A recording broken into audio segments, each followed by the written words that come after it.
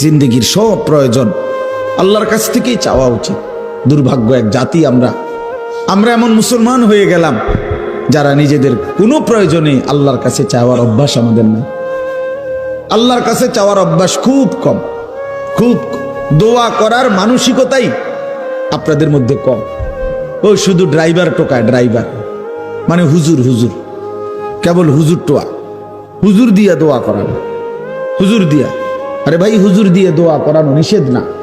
হুজুর দোয়া করবে ঠিক আছে, কিন্তু নিজের আহাজারি, নিজের চোখের পানি, নিজের কান্না, নিজের আরজি নিজেই আল্লাহর কাছে পেশ করা উচিত। বান্দার কাকুতি মিনতি আল্লাহর খুব পছন্দ, আল্লাহর খুব পছন্দ, আল্লাহ তাআলার খুব পছন্দ। হাদিসে আছে বুখারীতে, ফাওয়াল্লাহি লা ইয়ামাল্লাল্লাহু হাত্তা তামাল্লু।